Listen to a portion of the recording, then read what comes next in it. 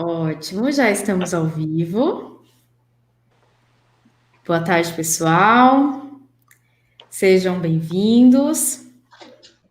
Olá, boa tarde. Bom, primeiramente, eu gostaria de agradecer a todos que estão aqui, que vão compartilhar esse momento. O tema de hoje foi uma proposta do Isaac, que é bem-vinda, um tema muito importante a ser discutido, a importância da psicoterapia para o homem, já que a gente tem uma questão cultural de uma dificuldade de cuidado, uma ideia de um homem forte, que não pode chorar, não pode se entristecer e tudo mais.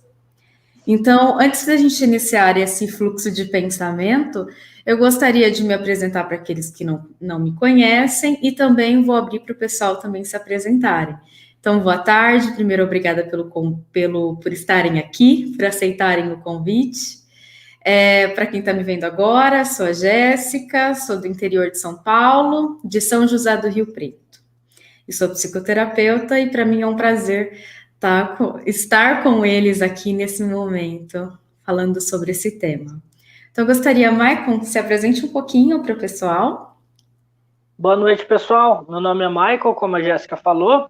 Eu sou psicólogo, especialista em psicologia clínica com ênfase em psicanálise. Moro no interior do interior, mais interior ainda do que a Jéssica, né? Na cidade de Ibitinga. E é um prazer estar aqui hoje falando desse tema tão relevante, né? Perfeito. Então, pertinho, Michael, pertinho. Bianca, por favor. Boa noite, pessoal. Meu nome é Bianca Nascimento, sou do Rio de Janeiro, sou psicoterapeuta, faço parte do Grupo GEPA há mais ou menos uns 2 anos, atuando com psicanálise, que é a psicanálise do acolhimento. Obrigada, Jéssica, pelo convite.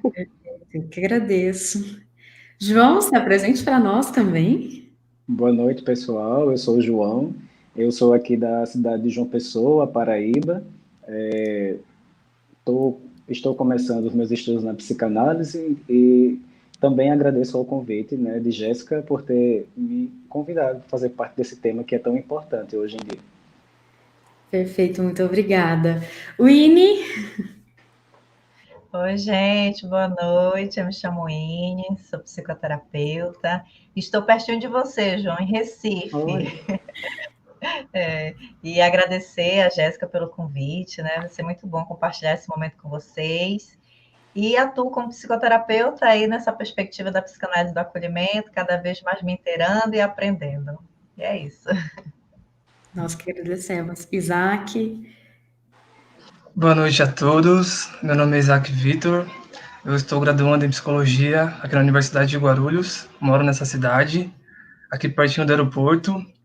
E agora estou fazendo parte também, junto com vocês, do grupo de estudos em psicanálise do acolhimento. Agradecer a disponibilidade de todos por estarem aqui, dividindo esse momento.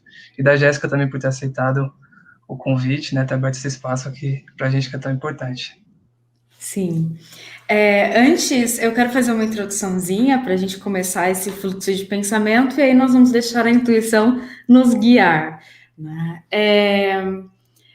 Primeiro, esse movimento que está aqui, de cada pessoa em um lugar e também do momento, independente se está iniciando, se já está estudando, se já está há algum tempo na prática, esse é o formato que engloba o GEPA, a rede do GEPA. Cada vez mais a gente tem crescido pessoas em estados diferentes, países diferentes, cidades, isso é muito legal. Até no momento que o Isaac trouxe o tema, falou assim, eu queria muito falar sobre isso, mas eu sou estudante, e aí? Pois é, todos temos que contribuir, então, independente daquele que está no início, daquele que já está atuando ou não, o GEPA abraça todos, reconhece a importância de cada um, e todos temos a contribuir. Então, acho que esse é um adendo muito importante, aqui a gente já tem o pessoal do GEPA já interagindo, então, muito obrigada, pessoal, que está aqui conosco também nesta tarde. Bom, quando nós falamos da importância da psicoterapia para homens, penso que é um assunto muito prudente e que não tem tantas discussões, pelo menos eu particularmente não tenho presenciado. É claro que a gente não restringe a psicoterapia só para homens, e sim para todo aquele que se dispõe ao processo, mas falar também de um lugar onde uma construção cultural de que o homem não pode chorar, de que o homem não pode ser fraco, de que o homem não tem dores, até mesmo o cuidado com a própria saúde acaba sendo defasado por essa busca que acaba não acontecendo.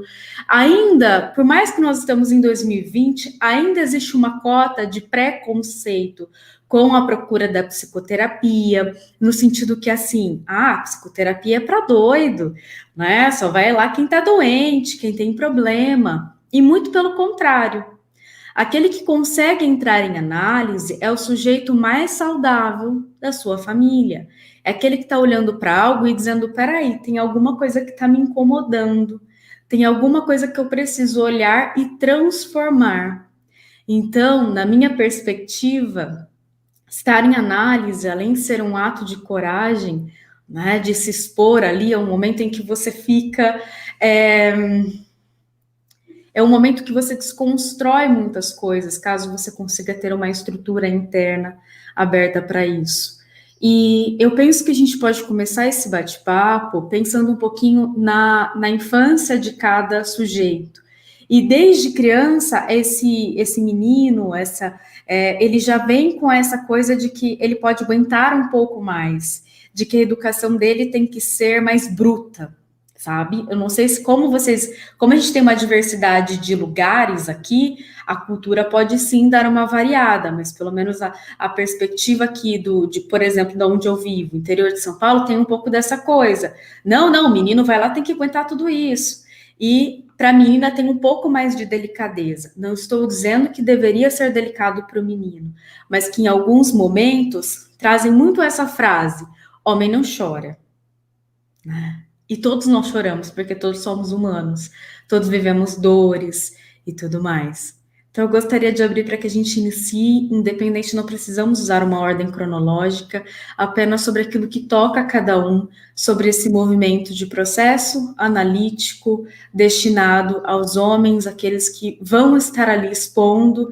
Aqui não tem como a gente não falar de função paterna, de momentos, porque também entra em conjunto, desse lugar, né? O pai, ele também é uma referência de acolhimento, de amor, não é um ponto para medo, para obstrução, né?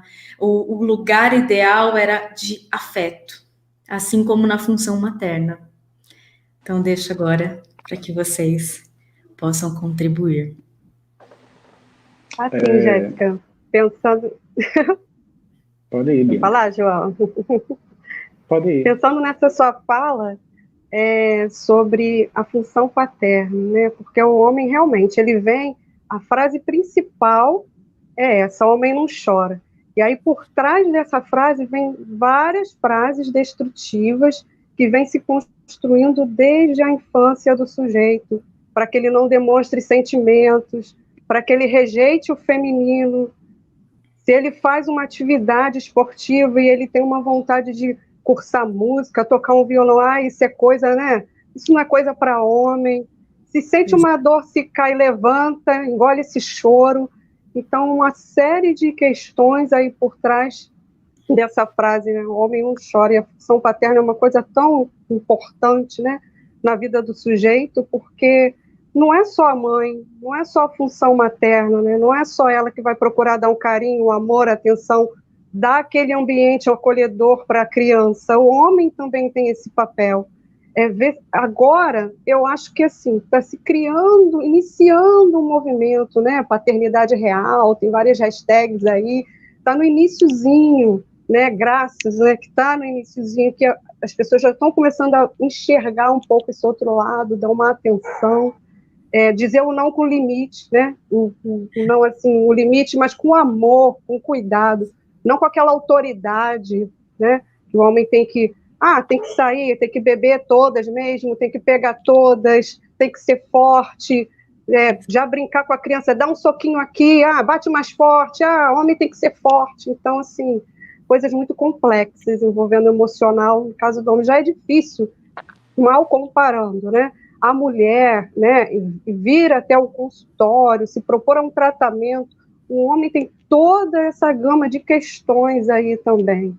Então, acho que daí é porque no consultório você vê mais mulheres, né, fazendo um tratamento, psicoterapia, do que homens, esbarra toda essa barreira aí, toda essa crença. É verdade. Muito bem. Na formação do homem, né, tanto na sua educação quanto também no seu meio social, ele é impedido de sentir e de expressar ou de ser frágil ou até de expressar a sua fragilidade. E com isso acaba resultando muitas vezes ao não pedir ajuda. E quando se pede ajuda, muitas vezes já é casos avançados ou até casos terminais. E muitas vezes a gente escuta na clínica, assim, tanto na clínica com crianças, adolescentes e adultos também, a figura do pai, que muitas vezes é a fala: o meu pai era ou é um homem muito forte, é um leão, era um boi. E de repente, quando vai para o médico, ele volta uma pessoa debilitada. Ou seja, não é a doença, não é o sintoma que fez aquilo, é na verdade todo esse guardar das emoções, essa coisa que não é permitida para o homem de expressar seus sentimentos, acaba muitas vezes resultando muitas vezes em casos que não tem como voltar, levando até a óbito. Isso mesmo. Muito bem colocado, João. Essa questão do homem não precisar, né? E muito pelo contrário. Quando a gente fala da função materna, ela precisa necessariamente que a função paterna esteja ali. E essa função paterna, ela tem uma importância muito grande no lar, porque ela se torna o acolher da mãe, da função materna, se torna o esteio da casa, é aquele que muitas vezes traz o alimento, que está ali buscando, traz a proteção, traz a segurança, né? É aquele que no momento que a mãe está mais frágil ali com o bebê e sabe, insegura, e aí, que é isso que está acontecendo? O que ele está chorando? Porque o pai é aquele que chega e fala, tá tudo bem, a gente vai dar um jeito, nós vamos estar junto. É aquele que se compromete. Então, se eu estou oferecendo um cuidado, eu também preciso receber esse cuidado. E muitas vezes, teve aqui até a Betânia, que ela colocou assim, será que por ser uma situação da cultura, no que foi passado de pais para filhos? E realmente, essa brutalidade, ela vem já há muito tempo, principalmente nessa confusão do que é educar, do papel do homem, que tem que ser uma coisa bruta, severa, de que a criança precisa ter medo dessa imagem, né, de que tem que ser aquela coisa mais brusca, né? E isso não é necessário. Você pode ter uma atuação com amor, com acolhimento, de tranquilidade e assim gerar respeito. Então é uma figura que não é para se ter medo, é para se ter respeito, que são coisas distintas. Só que se o pai está passando esse modelo de, por exemplo, uma educação com agressão física, principalmente no menino que vai lá e dá uma porrada ainda mais forte, porque, tipo, aguenta, é menino, então engole o choro, toda essa coisa mais brusca, isso já veio de uma outra geração. Então, é um pai que recebeu de um avô, que recebeu de um bisavô, de um tataravô, então isso vem rolando de gerações em gerações, até que esbarra em alguém e fala, peraí, eu não quero reproduzir isso com meu filho, eu não quero ter que agredi-lo para que ele tenha medo. Acho que tem um outro modelo de educação, de respeito, que pode ser inserido. Então, é algo muito importante, realmente, que vem assim, uma bola de neve, como eu costumo dizer, que está enrolando já há muito tempo. Eu acho que Eu achei. Você falando, Jéssica, eu estava aqui refletindo. Opa. Pode dar um delay aqui, mas pode ir. Posso falar? Prazer. Você falando, refletindo aqui, né? Que geralmente o pai também dentro de casa é aquela figura muito assim, né? Só desse durão, do proteger, que é mais do social, de levar o filho para ir na casa da avó, na casa do amiguinho, e meio que a parte afetiva tem que ser só da mãe. É responsabilidade, parece que só da mãe, o dele não. Então, até na parte do dia a dia mesmo, do cuidado dessa criança, meio que fica a responsabilidade só para essa mãe e esse pai se isenta. Muitas vezes acontece. Eu tive a oportunidade de trabalhar em escola, e o interessante é que quando chegava um pai para perguntar como é que estava o filho, era visto com muito espanto, Porque a gente vê mais mães indo na escola. Então, quando vinha um pai, geralmente, nossa, tipo, como se o pai não também fizesse parte desse processo, né, escolar, como se fosse só a cargo da mulher. E não é bem assim. Então, até na própria comunidade, no espaço escolar, isso também as pessoas já olham com espanto, sabe? Muito. E você tocou num assunto, Winnie, muito importante, porque quando a gente fala da criação de um filho, é essa junção das duas funções. Então, por exemplo, um dos desdobramentos, um do processo de luto bem doloroso para a criança, que é o desmame, ele é muito mais tranquilo se ele tem a presença paterna.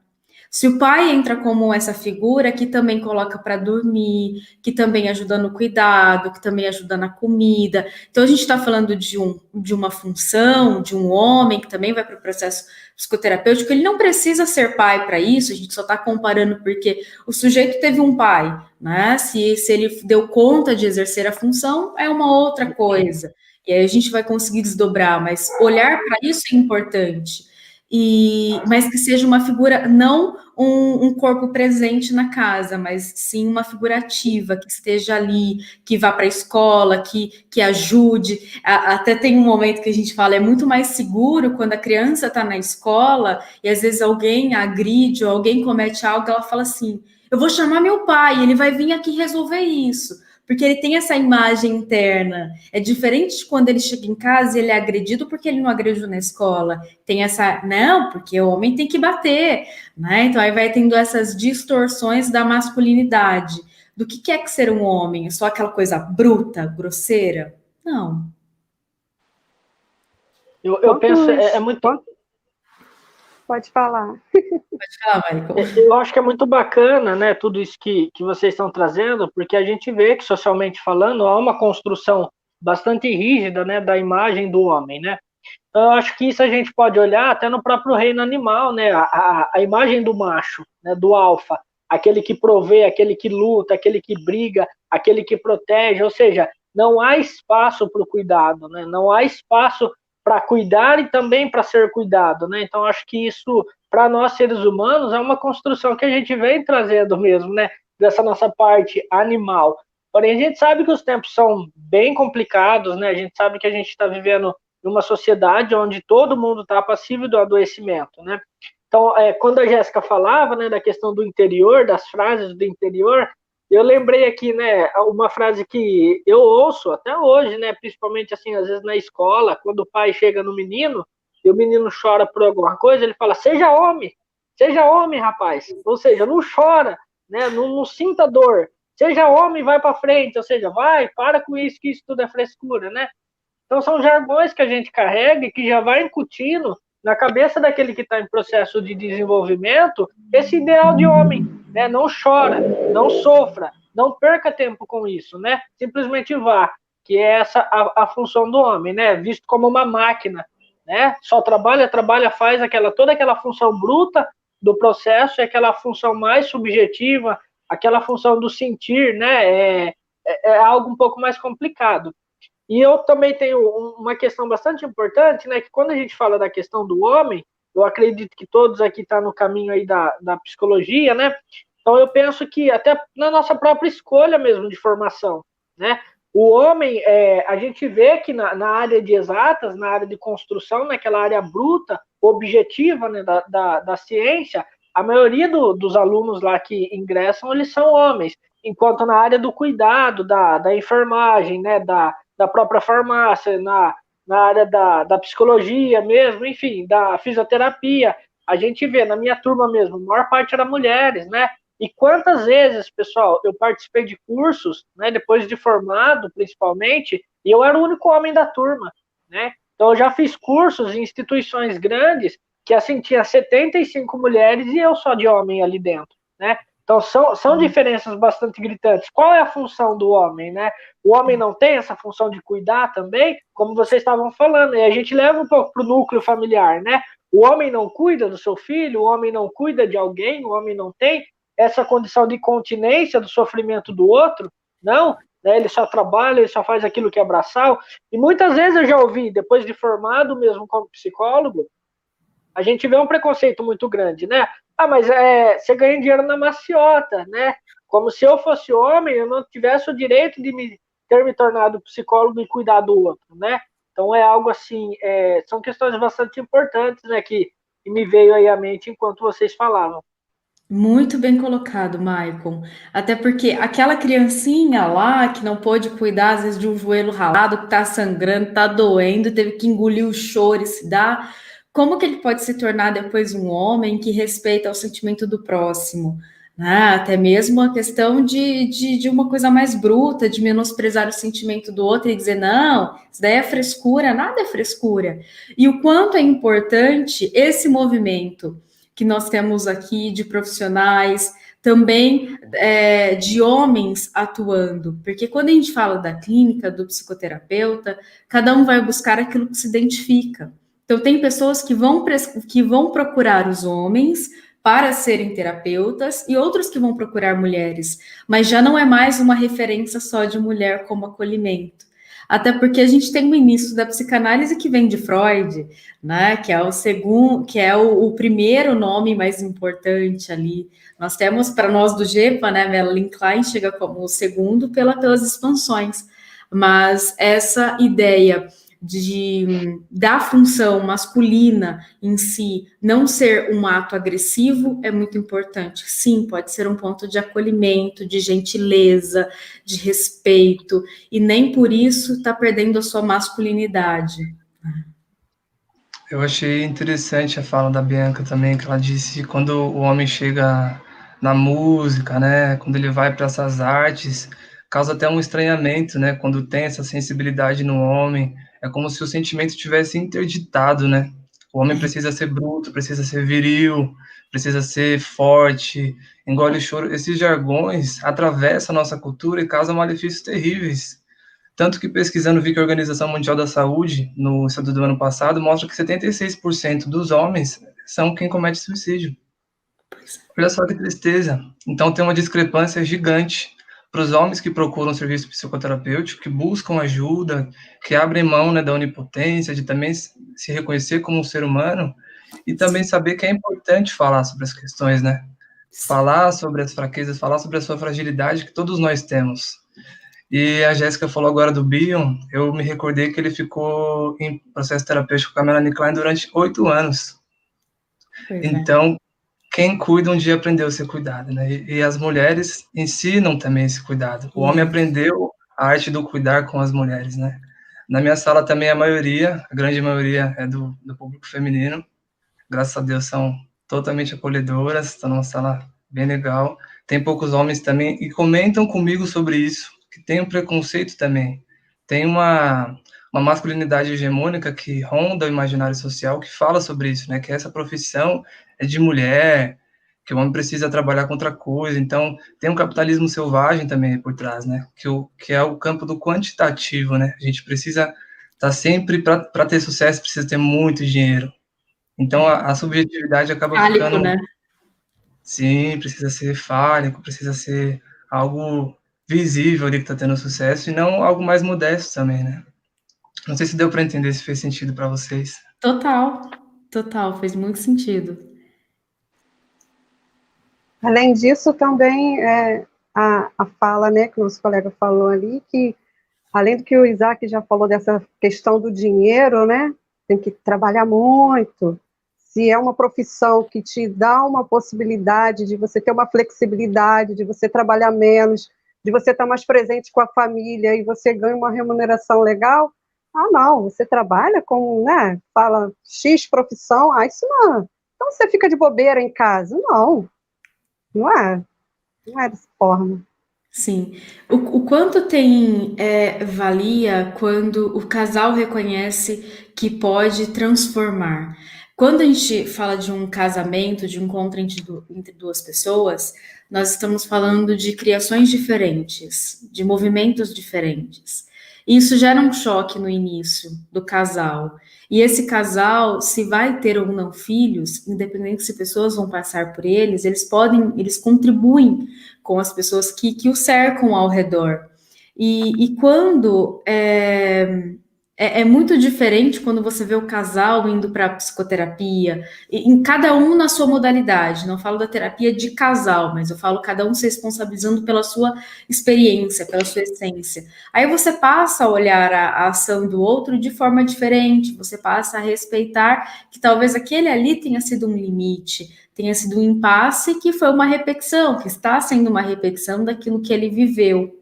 Porque quando a gente quebra essa ideia da masculinidade ser um ponto agressivo, a função da mãe é trazer esse olhar para o pai também, que ele não precisa tratar a criança tão bruscamente, mas que isso não vai fazer com que ela tenha uma atuação na vida ou não. Então, o casal em conjunto é que cria essa harmonia.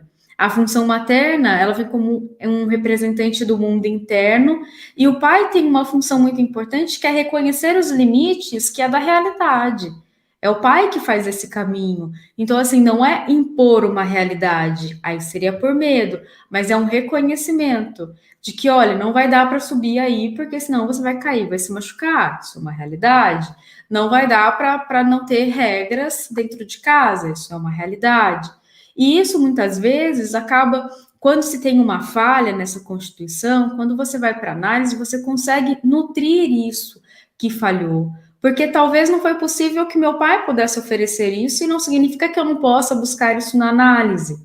Não significa que aquilo que essa angústia que eu sinto pode ser deixada para trás.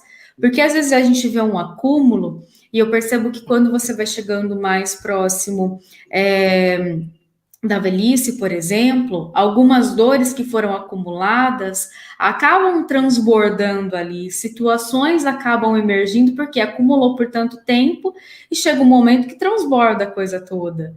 Então, quando a gente fala de uma criança pequena, de um menino, eu tenho visto esse movimento crescente, então, tanto de adolescentes, que eu tenho tido o prazer, né, a oportunidade de aprender com crianças, o adulto, aquele que se coloca e fala, eu quero olhar um pouquinho mais para isso, o que é a paternidade, quero me abrir para isso, quero entender por que esse emprego me frustra, por que eu não consigo me reconhecer, por que eu fico ali soltando um monte de coisa para o outro, por que eu me rendo, quando a gente fala da ideia do fálico, é essa ilusão de um poder, né, que muitas vezes a gente coloca o homem por uma questão social também, mas o falo, ele é uma ilusão, ele não é possível, ninguém é perfeito. Então, acaba tendo essa disputa também no meio masculino, e aí vocês podem falar mais do que eu sobre essa ideia do quem tem mais, então eu tenho que ter o emprego que ganha o maior dinheiro, eu tenho que ter o melhor carro, e vai entrando para esses status do material,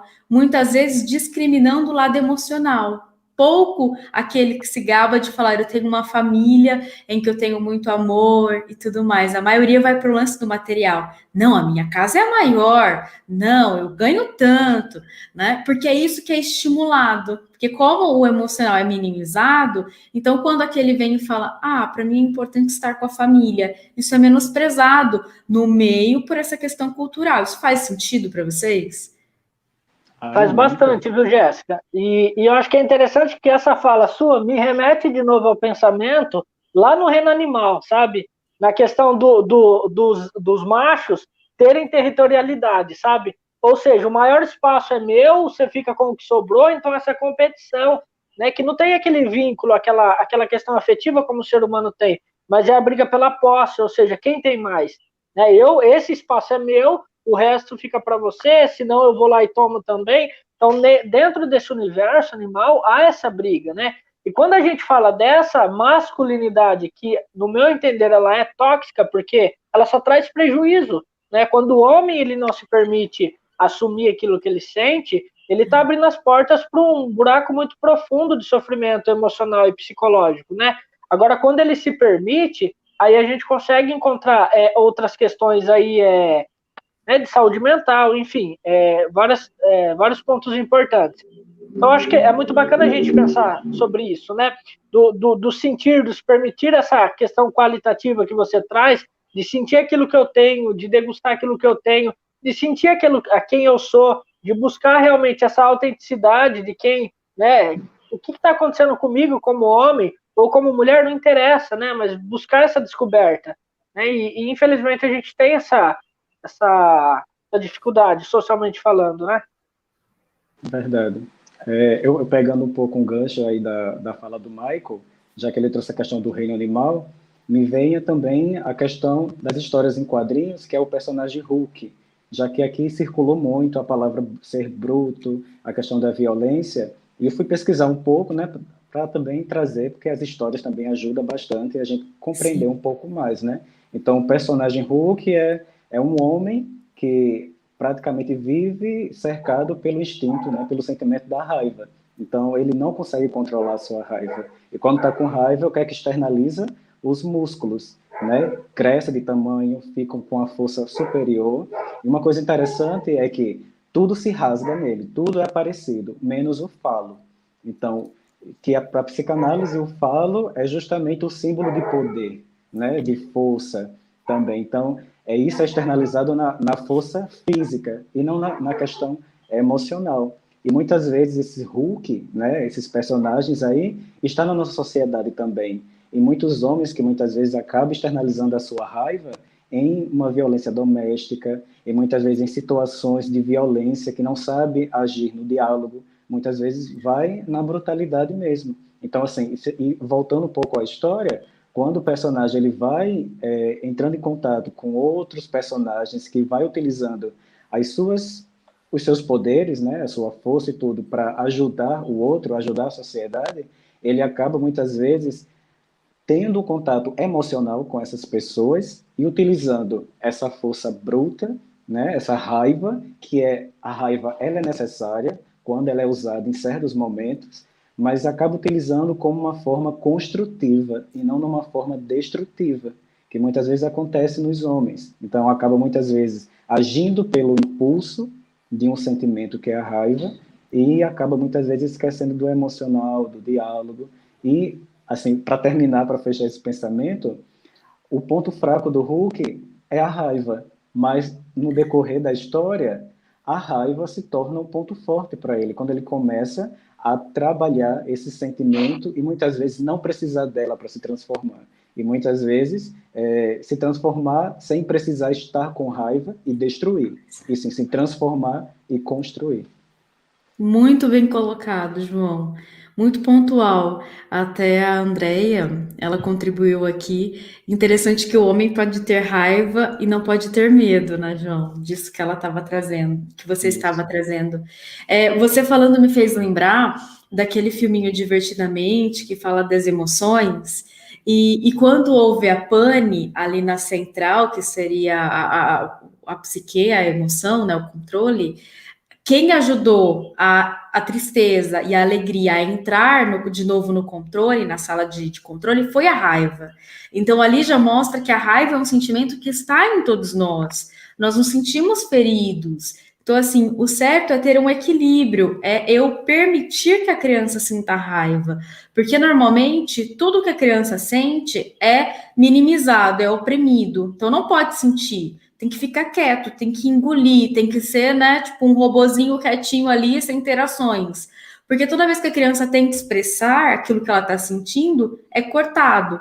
E isso dificulta. Para a gente ter um equilíbrio emocional, por tudo aquilo que está aqui dentro, eu preciso desse ambiente que me permita, que me ensine. Então, se eu posso fazer uma massinha ali, posso jogar essa massinha, socar essa massinha, colocar minha raiva para fora para que eu me alivie, ótimo. Então, eu tive ali aonde canalizar. Se eu tenho um esporte que eu posso praticar, tem lugares em que essa raiva pode ser externada.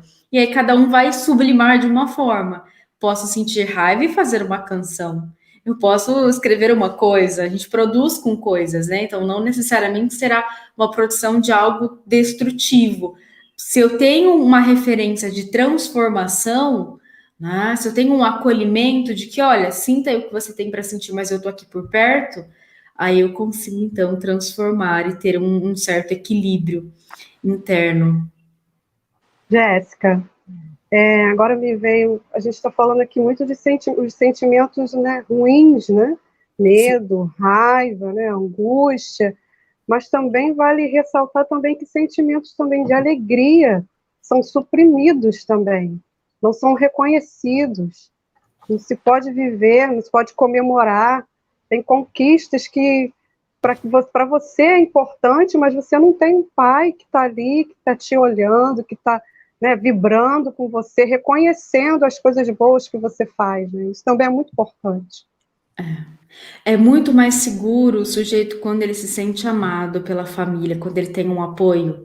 E o apoio do pai também é um reconhecimento importante, por justamente ter essa figura. É claro que cada um tem o seu desdobramento, mas quando você tem ali o apoio, principalmente quando a gente fala de referência, então o menino ele tem a referência no pai, né? Qual que é a atuação? O que é ser homem na sociedade? Como que age? Então, se eu tenho um pai agressivo, né? Possa ser que eu possa me tornar agressivo, mas não necessariamente só com o outro, porque a gente está falando de uma agressividade para com o outro, mas antes ela vem consigo, né? Então, aquele homem que ele não se permite chorar e sofrer, ele se machuca muito por isso. Né? Então, assim, ele não consegue pedir ajuda, eu não sei como que é o núcleo, e aí vocês podem falar um pouquinho, se entre o grupo de amigos é possível falar de sentimentos.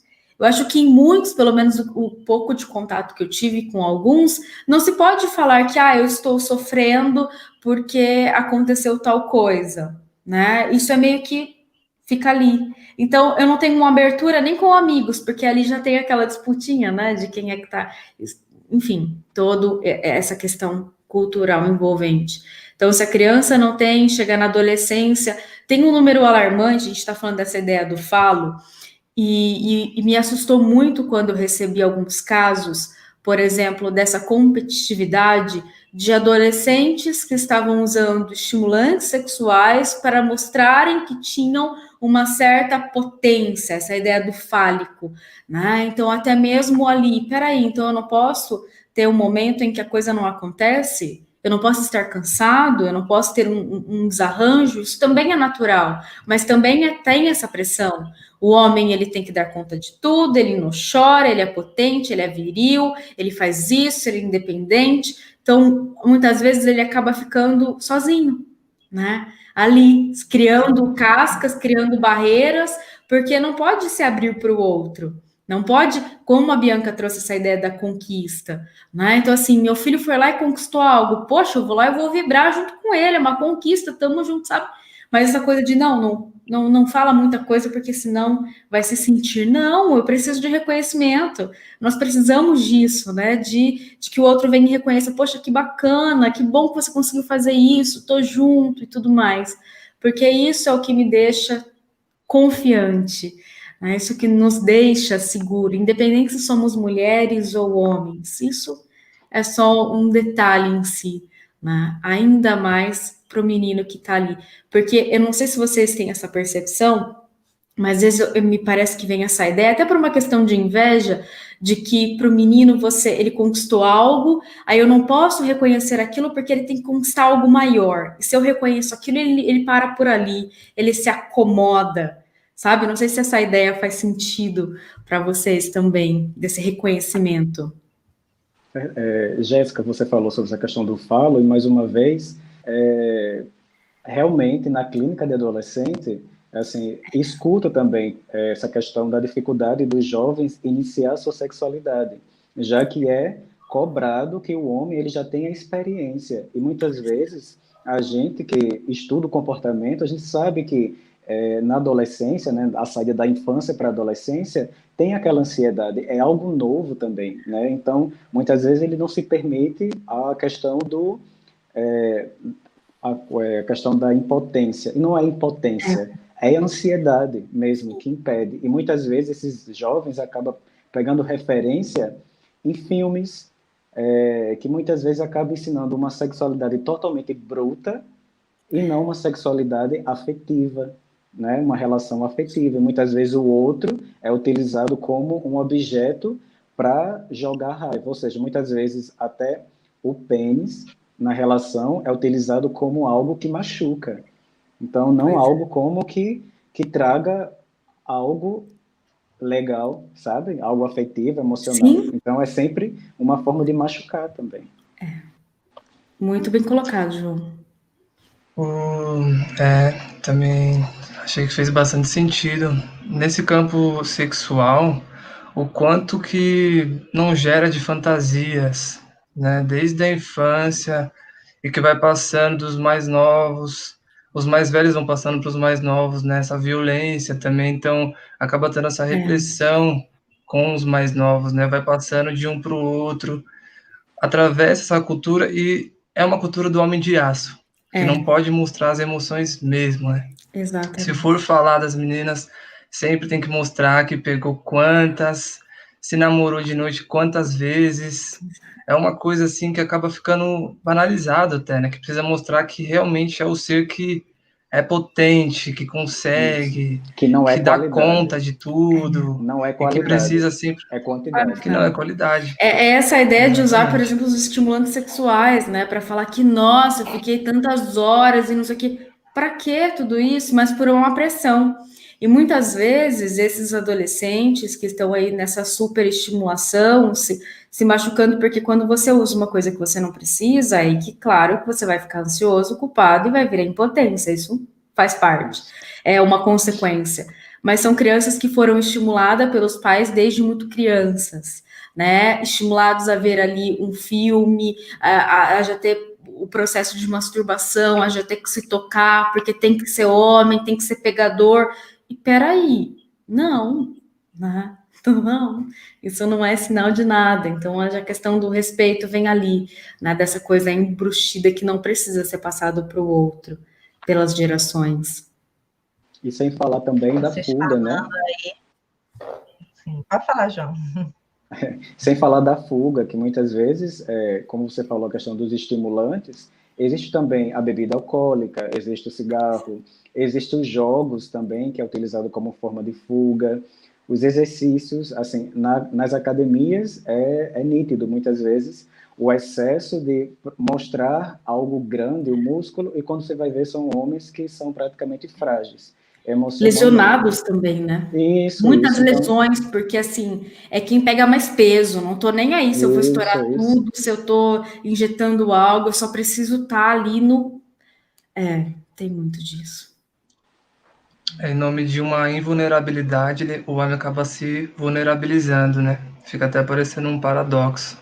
Porque por ter que, em nome dessa sexualidade fálica, dessa masculinidade que impera, esse machismo que é tão prejudicial, né? Um pensamento totalmente disfuncional mesmo, que não acrescenta, né, nos relacionamentos. E isso também acaba gerando muitas doenças, porque acaba se viciando em busca de um prazer, né? Para evitar o desprazer, o homem fica sempre atrás de um prazer, de uma busca incessante, seja no sexo ou nas drogas, ou para tentar anestesiar aqueles pensamentos que ele também não dá conta, e precisa também desse tratamento de ter um continente, né, de falar a respeito, de buscar ajuda. E a psicoterapia eu percebo que são para os fortes. Você se dá de frente com seus traumas, com as suas questões pessoais. Você buscar tratamento já é sinal de força. No século XIX eu estava vendo que quando o homem chorava, é sinal de honestidade, de integridade. E hoje, olha só como as coisas vêm se distorcendo, né? Exatamente. A palavra também, antigamente era realmente uma palavra a ser cumprida, e hoje em dia essas coisas foram se perdendo.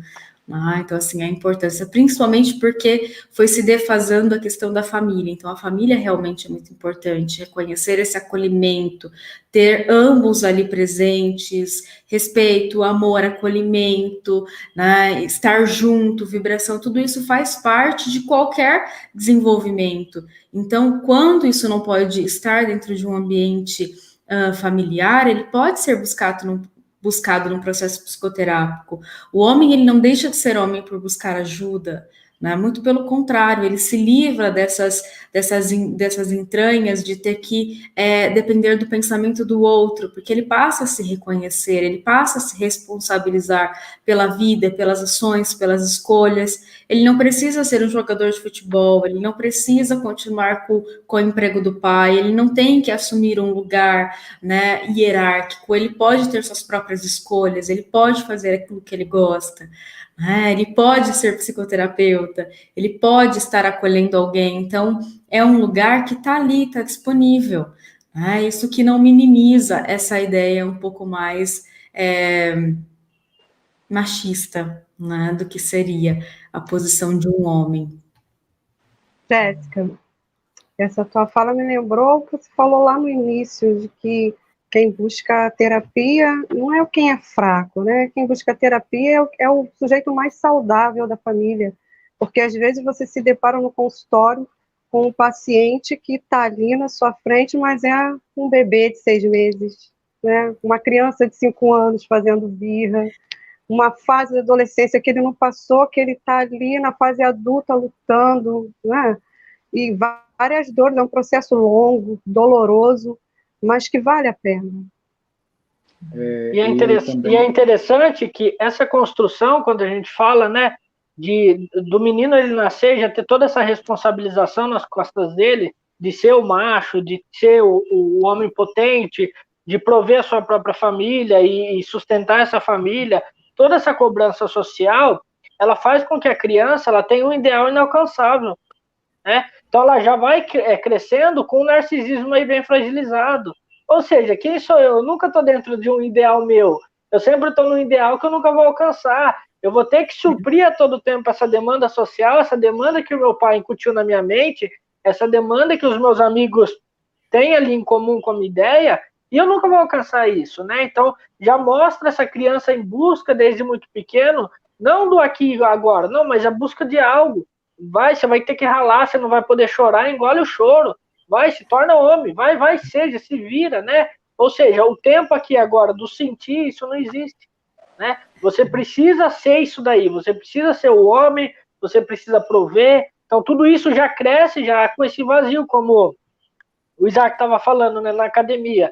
Eles malham em busca de algo. Você vê que a todo tempo é uma compulsão para tentar preencher um vazio existencial, né? Um vazio narcisista. Eu preciso do peso, eu preciso provar, como se tivesse um pré-consciente muito cruel, rígido. Olha, você precisa de mais, vai lá, homem, macho, forte, vai, até realmente você alcançar, mas alcançar o quê? Né? E quando a gente para alcançar o quê? O que eu preciso alcançar? Né? E nunca vai alcançar isso.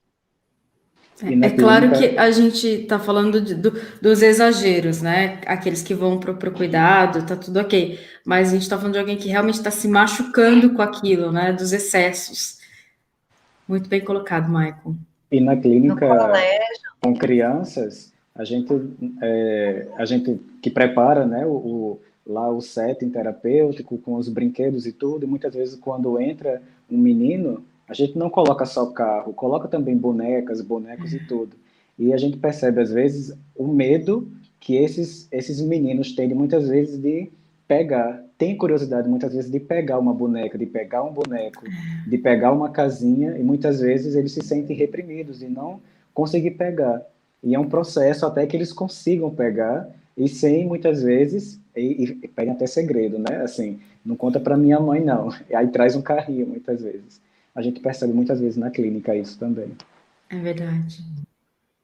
Pode falar, o Michael Winnie. estava falando dessa questão, né, de não chora desde pequeno para a criança. Eu observo isso muito mais extensão na escola, né, quando vem geralmente um professor, né, e aí que não pode chorar, por que você está fazendo isso? Então, é como se eu percebesse que a escola acaba muitas vezes sendo essa extensão dessa figura masculina, muito rígida, que não, você não pode chorar, não, você não pode fazer isso, tudo tem que ser controlado, você não é homem? Não, você está virando um mocinho, você está virando um adolescente, que é isso, rapaz, né? Então, são tantas coisas que já se vivencia. Aí, essa escola, ao invés de ser uma escola para acolher, é uma escola que vem e potencializa, muitas vezes, ainda mais tudo isso que já está sendo construído, desenvolvido na história de vida, no contexto cultural, né? E é muito doloroso ver a postura, muitas vezes, acontecendo isso no ambiente escolar, né? Que é um ambiente que deveria ser de segurança, de amor, da socialização, e muitas vezes é do não. Então, às vezes a criança brinca, o menino brinca, se machuca, por que você está chorando? Não é para chorar, sabe? Como se ele não tivesse o direito daquilo, tivesse realmente inferiorizando, inviabilizando, que ele não pode. Você é menino, menino não faz isso, sabe? Tem umas coisas assim que eu não concordo, particularmente do que eu observo no ambiente escolar, sabe? Sim, muito bem colocado, até porque a criança passa muito tempo na escola, né? Convive muito ali naquele ambiente e pode ser um ambiente causador de muitas feridas, principalmente se o ambiente familiar também está falhoso. Então, às vezes aquilo que eu não tenho em casa, eu tento buscar na escola, num professor, nos colegas, nessa interação. E aí, quando eu não encontro em nenhum lugar, isso vai ficando cada vez mais perdido, mais machucado. Então, assim, ter para onde ir, né? É tão importante a gente discutir esse tema para trazer essa abertura de que a psicoterapia é possível, né? Não é uma questão assim, ali o sentir é permitido. Muitas vezes eu recebo paciente, um homem, e ele segura o choro até onde dá, porque não pode chorar, tá com a voz embargada, não sai. Olha, tá tudo bem, aqui é um ambiente seguro para isso. Aqui você pode se emocionar, aqui isso pode emergir, isso não vai inferir na tua personalidade, no teu lugar, por toda essa construção. Então, quando a gente fala desse movimento da criança, do adolescente, se permitir, porque olha, tá tudo bem não saber o que vai fazer de profissão, tá tudo bem estar confuso, tá tudo bem se sentir perdido, mas são sentimentos que em algum momento vai nos abarcar. E se eu tenho alguém ali que possa me dar um suporte, é isso que importa, é isso que cria esse ambiente saudável. Exatamente, acho que eu nem queria usar o termo mais nutrido mesmo, né? Para que a gente consiga trilhar o que é que seja, o que é que eu tenho habilidade, para que a minha habilidade possa aflorar. Se eu tenho habilidade com a música, com a dança, com artes manuais, com artesanato, que eu possa viver aquilo que me faz bem e que isso não interfira de algum fato, né, para uma escolha. Quando o homem procura a terapia, é visto como ele falhou, né? Ele já se reconhece assim, eu falhei, eu sou um fracasso, já chega com todos esses sentimentos na clínica, né? Do tipo, eu falhei, eu não valho para nada mais para essa vida. Eu observo muito isso, né? Desse sentimento de derrota. E como isso realmente é um peso tão doloroso para esse homem que carrega isso. E essas resistências que eles vão apresentando, mas é interessante que o movimento na clínica, eu observo assim, meio que uma diferença de homem para mulher. Assim, no início, eu observo que o homem ele é resistente, mas quando quebra essa resistência, parece que vai. É incrível, eu acho tão interessante esse movimento, né? E é muito bonita essa transformação de a gente observar. Aquele que se permite, o crescimento é muito, assim, é claro que não é só para o homem, para a mulher também, mas quando ele se responsabiliza e diz, olha, eu tô aqui para olhar para mim, eu quero fazer me responsabilizar, porque isso libera as ações. Então, o negócio flui mais, ele pode se voltar, ele pode se dedicar, ele se responsabiliza pela família, independente se ele tem filhos ou não, pela família, pelos pais, pelo cuidado, ele também se vê nesse lugar de cuidar dos pais, a não ser só um trabalho para a mulher, né, se tem filhos ali, então ele se abre à disposição, né, para outros lugares que antes parecia proibido. Então, realmente, é muito bacana isso.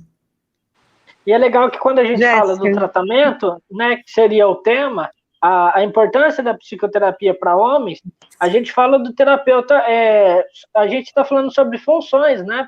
Então, dentro do consultório, eu, como terapeuta homem, eu faço a função no momento necessário da mãe para aquele paciente, mas também faço a função paterna na hora que precisa dessa função, né? E é interessante que o homem, nesse contato aí, ali ele vai ter essa experiência de talvez voltar àquele estágio, daquele momento onde ainda é criança, ele teve alguma circunstância, alguma situação, onde ele foi chorar e alguém numa função naquele dado momento falou, engole o choro, seja homem. E ele vai ter a oportunidade de ter alguém fazendo essa função novamente e falar, chora, é legítimo isso que você está sentindo. Né? E a partir de olhar para dentro e dar legitimidade para aquilo que ele realmente sente, é que a gente vai começar a falar do processo de mudança, né, de expansão. Ou seja, o que está acontecendo comigo? Eu preciso entender antes de tudo, né? Então, é muito bacana pensar sobre essa ótica, né? Oferecer esse espaço realmente para essa reorganização, né, para essa remodulação de tudo isso que foi reprimido por palavras. Engole o choro, você é homem, você não chora. Seja homem, rapaz, né? E principalmente para quebrar uma repetição, né? Para que as outras gerações, a gente só pode falar numa mudança. Eu vou voltar a retornar aqui uma frase que para mim é muito importante da Madre Teresa de Calcutá. Então, quando ela tinha ganhado um prêmio Nobel da Paz, perguntaram para ela qual mensagem de paz você deixou para o mundo. E ela diz assim: vá para casa e ama a tua família. Né? Então, esse é o movimento. O momento em que eu estou cuidando de mim, em que eu estou olhando para as minhas angústias, para as minhas dores, isso reflete também na minha família. As transformações de uma análise, ela não fica só naquele sujeito, ela se expande para o ambiente. Essa semana eu tive o prazer de fazer uma supervisão onde ela me trazia a situação do homem, do pai da casa, mais velho, foi para análise, buscou, teve todo um equilíbrio, e depois ela recebeu a família ali agradecendo. Olha só, as coisas que foram transformadas, aquilo que pôde ser vivido, né? Principalmente, a cada momento, o homem, ele passa por mudanças. Então, às vezes, você teve uma profissão, chegou em tal momento, aposentou, e aí, o que eu faço a partir de agora? Também é um novo momento de redescoberta, né? Então, assim, todo esse processo, como a gente está trazendo do homem, também causa essa angústia para o sujeito que às vezes buscou muito uma aposentadoria e chegou no momento e falou: e agora? O que eu faço? Já que eu não estou mais tão ativo, né? Tem tanta coisa que a gente consegue desdobrar desse assunto, né? E o papo tá tão gostoso que a gente já está atingindo uma hora de live e eu gostaria de abrir então para que a gente deixasse uma mensagem final para que cada um pudesse finalizar, né? Deixar a sua mensagem acerca do tema. Vamos por ordem. Então, Maicon, o que você gostaria de finalizar a sua fala? Eu não pensei em nada, viu, para ser sincera. Mas eu acho que a psicoterapia, né, seja ela para homens ou para mulheres, para crianças ou mesmo idosos, é um caminho muito bacana, né? Um caminho de expansão. É um caminho que a gente vai ter a oportunidade de quebrar esses paradigmas mesmo, né? Essa cultura que, na verdade, ela só traz prejuízo, tanto individualmente, né? Ou no nível micro, falando na questão dentro de uma família, até no nível macro, socialmente falando. Então, essa masculinidade que vai para além daquilo que é necessário, né, do homem, é algo destrutivo. E que dentro do processo de psicoterapia, a gente encontra um ambiente acolhedor, um ambiente capaz, com que a nossa mente ressignifique tudo isso, né? E a gente encontra o verdadeiro preenchimento desse narcisismo, sem encontrar naquilo que realmente não é produtivo e nem construtivo, muito pelo contrário, ele destrói e ele é negativo, né? Muito bem colocado. Bianca? Então, de tudo que foi falado aqui, de todas essas fases, né, do homem em si, desde bebê até a fase aí já adulta, o idoso, e assim, às vezes paira uma dúvida, mas quem vai procurar psicoterapia até há essa barreira, né? Ah, mas se o homem tem que ser tão forte, para que vai procurar psicoterapia? Então, assim, é toda demanda. O que uma coisa seja simples para mim, para o outro pode ser dificultoso. Se é uma coisa que está te impedindo de viver plenamente, de você desempenhar suas funções como pai, como profissional, se está te trazendo aflição, procura um processo de psicoterapia, que é um ambiente ideal para ter esse acolhimento, para ter essa nutrição emocional necessária para que você possa viver uma vida saudável. Excelente. João? Bom, é num processo de psicoterapia, né, que muitas vezes o homem vai descobrindo que, ao se cuidar, vai estar também cuidando do outro. Então, há um reflexo de todo esse cuidado, não só para ele, mas também para o seu ambiente familiar, para a sociedade. Então, é um cuidado mútuo. Então, assim, não tem nada a se perder. Ao pensar que é fraco, muitas vezes, tem uma coisa muito forte ali, que precisa ser trabalhada, que é as emoções. Muito bem colocado. Winnie? Psicoterapia é amor, é acolhimento. Então, procurar ajuda, se cuidar, né? Cuidar da nossa saúde emocional, não é um sinônimo de egoísmo, como muitas vezes as pessoas até pregam, né, na sociedade.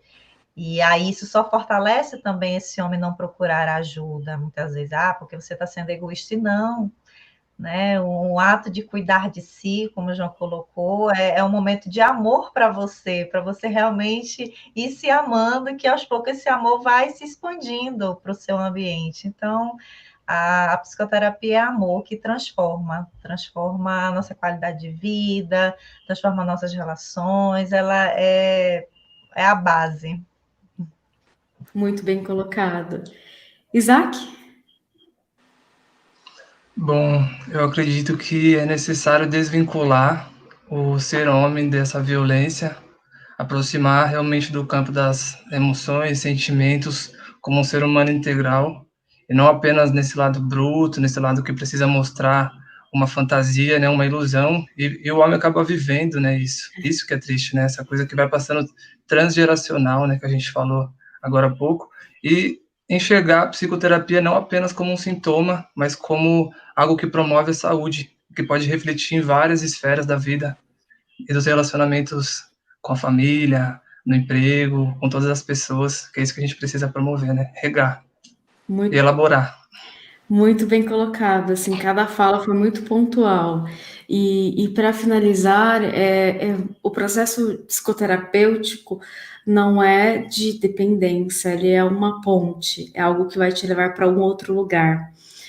Eu gosto de usar muito a frase que é um reencontro consigo mesmo, para que eu possa de fato reconhecer quem eu sou, sem que eu tenha essas amarras do que o outro gostaria que eu fosse. É claro que uma cota, a gente sempre vai ter que lidar com isso, mas independente se eu sou homem, se eu sou mulher, se eu tenho filho, se eu posso levar o filho para a ludoterapia, para o tratamento, o adolescente, que esse seja um movimento de livre e espontânea vontade, já que de outro modo também não é forçado. Não adianta buscar o processo porque uma outra pessoa pediu, porque um outro sujeito solicitou, e sim porque eu quero uma mudança, eu quero uma transformação, no sentido de que o que eu sou, as conquistas que eu fiz na vida, isso é o suficiente. Porque só cada pessoa sabe da sua batalha, cada um tem uma guerra, uma batalha interna, única, todos temos falhas, nenhum ambiente é perfeito, nenhum sujeito é perfeito, essa ideia do fálico também é irreal. Então, independente se você, talvez aqueles que nos assistem, né, essa live, acho que ela é muito importante, depois o pessoal que vai assistir depois, se alguém quiser entrar em contato com os profissionais que estão aqui, abaixo desse vídeo, tá? A descrição, vocês encontram o perfil de cada um lá no Instagram, pode mandar um direct, entrar em contato, ou se não, vocês podem buscá-los também nas redes sociais. Eu gostaria muito de agradecer vocês por estarem aqui, por cada contribuição, agradecer a todos que puderam estar aqui, as contribuições. Nós lemos tudo, não dava para ficar lendo de cada contribuição, porque senão a gente ia ficar um tempão aqui. Mas teve muita gente aqui agradecendo, adorando, depois vocês vão ter contato também. Então, fica meu muito obrigada ao pessoal do GEPA. O professor Renato também está por aqui, muito obrigada. Olha lá, o livrinho Acolhida. É isso mesmo, que também é uma referência de um homem muito dedicado, muito acolhedor, né? Um homem muito gentil, que está presente no GEPA. E uma característica que eu tenho visto, que me alegra muito, é que tem muitos homens também participando do GEPA, nesse movimento de colocar ali para a psicoterapia, do pensamento, de expor, né? Quando nós vemos aqui, a gente expõe um pouquinho de cada um. Então, não é tão confortável assim, é um pouco desconfortável, mas todos estamos nos propondo. Então, meu muito obrigada. Cada um tem movimentado na sua rede uma psicanálise que é muito importante. Quanto mais pessoas souberem da psicanálise do acolhimento, que é a liberdade de respeitar aquilo que o outro é, sem julgamento, respeitar o tempo do outro, isso é muito importante. Fica aqui meu agradecimento a todos que estão aqui, muito obrigada, hoje a live foi bem movimentada, né? Um beijo para vocês, nós nos vemos no próximo fim de semana com mais live no sábado que vem. Podemos nos despedir agora. Bom fim de semana, pessoal. Até a próxima. Tchau, tchau. Tchau, tchau. Tchau. Tchau.